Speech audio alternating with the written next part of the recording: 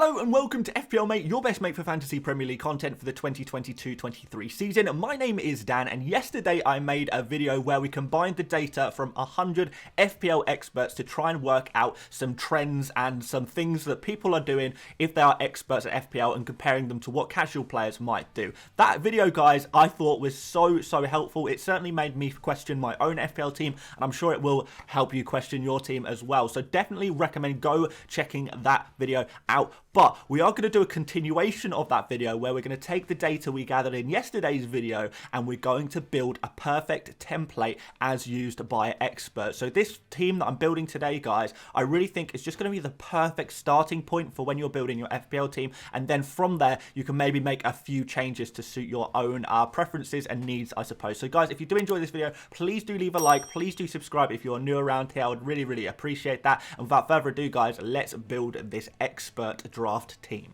Okay, so a quick recap on yesterday's video. The most popular formations really were the 4-4-2 and the 5-3-2 formation. So today, we're going to be building the team with a 4-4-2 formation. Just wanted to get that out of the way there. Okay, and now we're going to go position by position, choosing the most popular players in each position as selected by experts. Not the most popular players in the world, the most popular players according to experts only. So hopefully we're going to build the perfect template here. So let's start off in goal with Ramsdale. And I'm not going to lie to you guys, among the experts, the goalkeeper position was probably the position where there was the most amount of differentiation. Lots of people going for different goalkeeper strategies, although Ramsdale did come out on top as the most popular by quite some margin. The other goalkeepers was sort of sat at kind of maybe 20% or less ownership, whereas Ramsdale was kind of clear at 36%. So it does seem to me that Ramsdale, if you're happy to spend 5 million on a goalkeeper, is probably going to be the best goalkeeper to go for the start of the season, basically. So I think there is a little bit of scope for changing this one around here a little bit, because it's not like a clear-cut pick, but he certainly is a reasonably popular pick and the most popular pick. So Ramsdale for the goalkeeper, great fixtures. Obviously, Crystal Palace is a good fixture if you're a goalkeeper, if you're looking for clean sheets,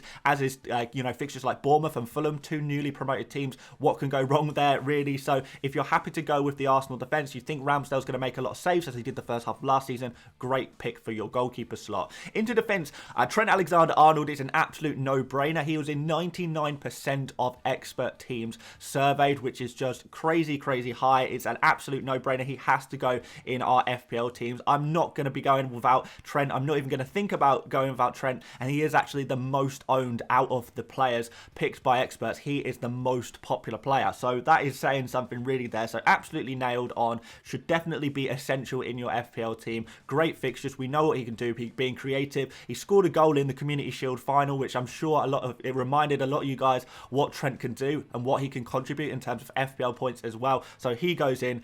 Fulham, Crystal Palace, Bournemouth, again, these are great fixtures for our clean sheets, I suppose. So we're sticking with Trent, and we're actually going to be doubling up on the Liverpool defence with Robertson, who came in at 68%. So over 2/3 of experts are going for Robertson. A lot of people are kind of questioning, what should I have for my third Liverpool slot? Because we know we're going to have Trent. We know we're going to have a certain other man in midfield, don't we? We need one more. Who's it going to be? Well, the vast majority of our FPL experts are choosing to go for Robertson, which may actually surprise you, because Robertson in the overall ownership is lower than players like Diaz, is lower than players like Darwin. So I don't know, take from that what you will, but among experts, they do strongly prefer Robertson. Next up, we have got Cancelo. He is at 85%, so slightly more popular than Robertson there, which is, I think it's only a good thing, right? Like, lots of people going for Cancelo. He is a little bit more clear-cut in terms of what Man City defender you're going to go for. Cancelo seems pretty obvious. There are some other options that were selected by a few experts as well, such as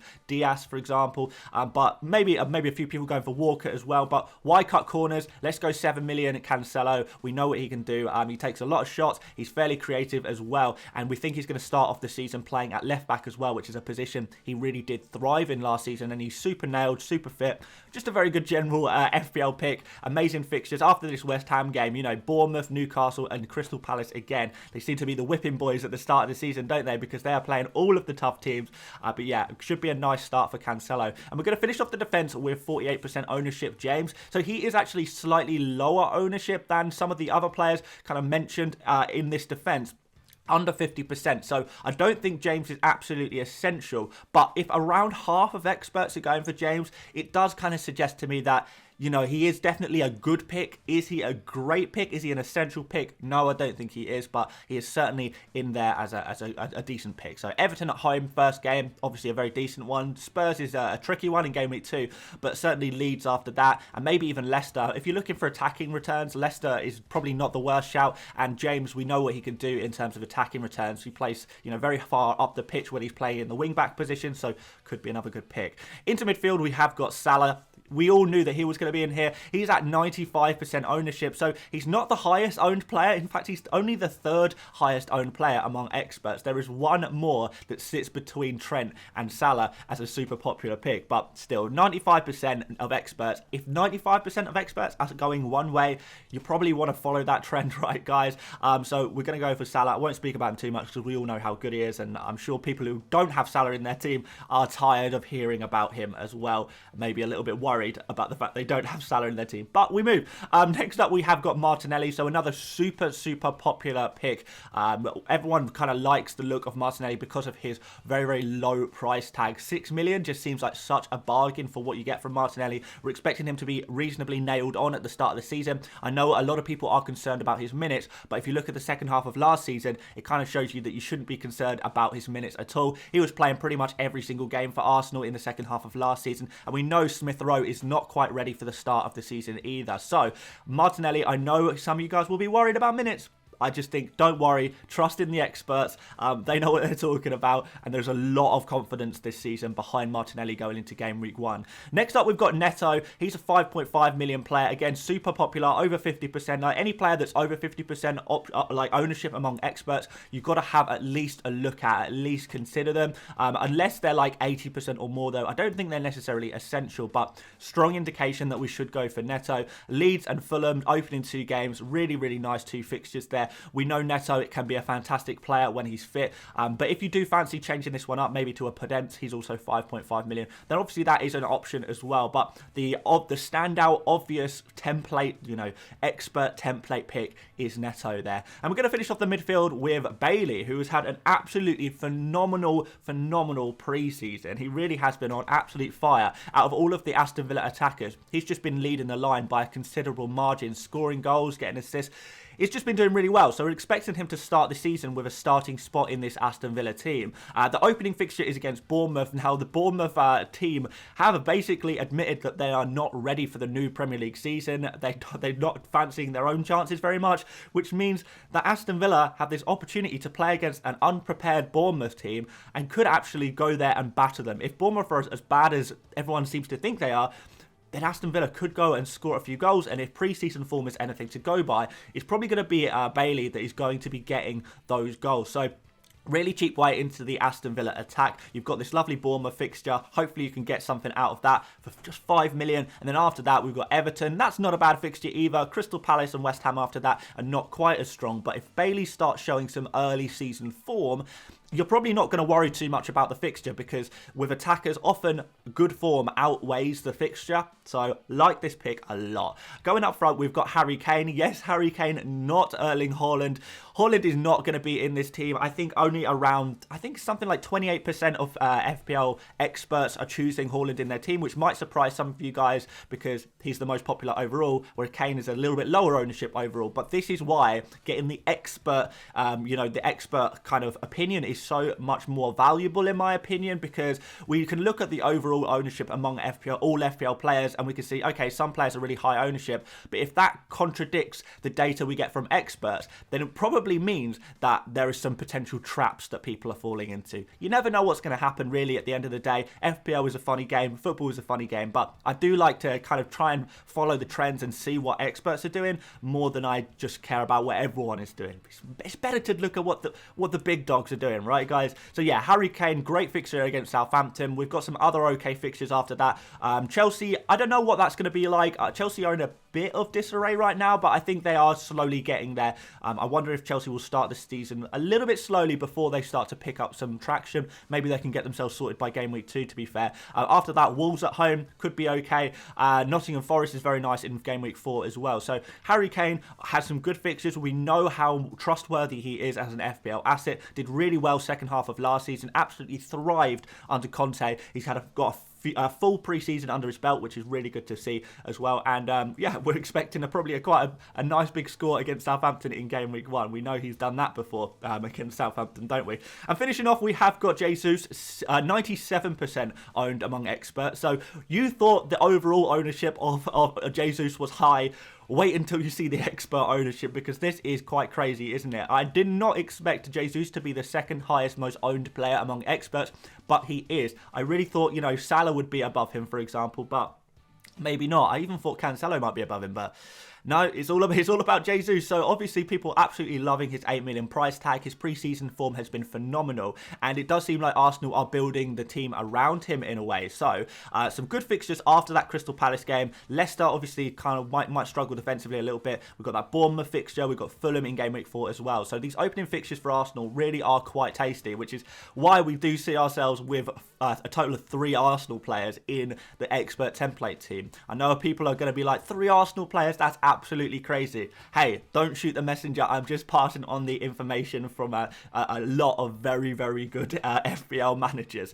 All right, guys, let's go on to the bench. So the most popular bench options were Ward, Andreas, Nico Williams, and Archer. When I look through all the expert teams that were sent to me, it did seem that there was a strong trend of spending the minimum amount of money possible on the bench. So going for those bottom, base level price players, because there are some nice trinkets in there. Ward, obviously, with Schmeichel leaving Leicester, Ward is going to be the #1 goalkeeper we're expecting for Leicester. With Nico Williams, he's signed for Nottingham Forest, so he's going to hopefully do very, very well there and be a starting player at right wing back, fairly advanced position in a defence that is pretty rigid.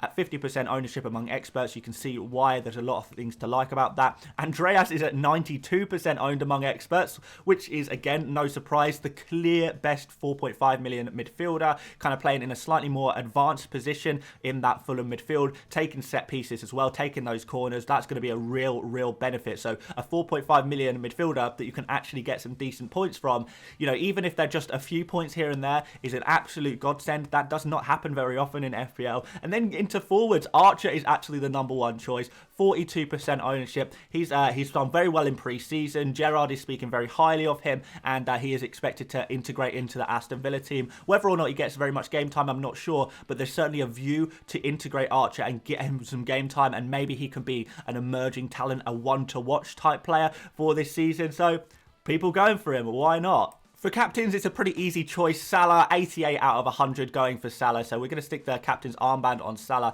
And as for vice captain, the most popular vice captain was actually Kane, but he's also the second most popular captain is Kane. So yeah, vice captain on Kane, very easy decision there. And that kind of completes our team. Now, guys, you may have realised that we still have 1.5 million in the bank. What are we going to do with that 1.5 million in the bank? Well, I think this is where it goes down to you guys, because what I wanted to build today is just a team with the most popular players among experts. And when I built that team, that actually leaves 1.5 million in the bank, because in reality, even though these are the most popular players, that doesn't necessarily mean that all experts are going for this exact team, not even this exact formation, and there is a lot of different teams that are combined to make this team in a way, if you kind of get what I mean. So for example, about 60-70% of our experts are going with a 8 million midfielder. Now you can see in this team there is no 8 million midfielder, and budget doesn't even allow us to get to an 8 million midfielder from our Martinelli, our Neto, or our Bailey. So for example, something that you could do with this team is that you could maybe downgrade to, I don't know, the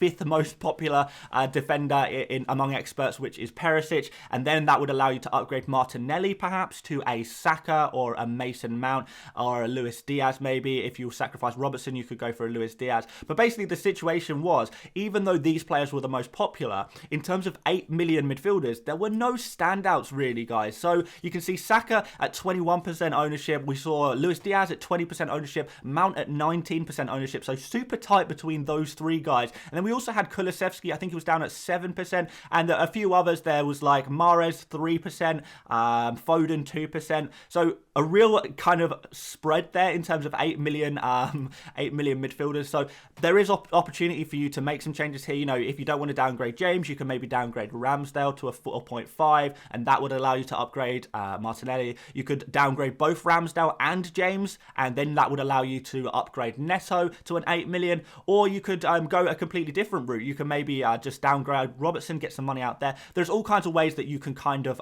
change this team. Now, what I would probably recommend is starting with this team and then starting to add your own little bits of spice. Now, on the 100 most popular players among our experts, there are a few nice differentials slightly lower down the list. So what I would do is I'd probably exchange some of our lower ownership players in this team. So, for example, Martinelli, Neto, Bailey, Reece James. Those 4 players, I think, are fairly flexible positions, as well as your goalkeeper, obviously. And I think those 4 positions, if you're going for a 4-4-2 formation, those are probably the positions or the players that I'd be most willing to change. And out of those players, you can maybe switch to some of the other kind of lower down the list players in the top 100 popularity. There are some nice differentials in there. You know, Podence we mentioned earlier, Aronson, Maddison. We've got, you know, like I said, Kulusevski or some of the other 8 millions. There's some nice little treats there. Lewis Dunk, maybe go for a 5 million defender instead of Reece James, and that could free up a little bit more money to allow you to upgrade one of your midfielders to an 8 million midfielder. There are so many options, there really are. But this team right here, you see in front of you, for me, is the ultimate starting point when building your team. Thank you so much for watching this video. If you did enjoy, please do leave a like. Please do subscribe if you are new around here. Thank you as well to Fantasy Football Hub, who are sponsoring the channel for the month of August. I've left a link to their services down in the description. They do great stuff. If you're a fantasy football fan, I do recommend going to check out Fantasy Football Hub to see if any of their tools help you. I mean, if you're looking to build on this team, for example, it's always useful to get some data from other players that you could potentially add in. But basically, guys, I hope you enjoyed this one. There is more content to come. I've still got to show you my team for game week 1. I've got to show you one more video as well, which is going to give you some more general tips as we start the season. And then we'll do a couple of streams on deadline day as well, which I hope you'll be there for. So there we go, guys. Thank you so much once again for watching, and I will see you later, mates. Bye-bye.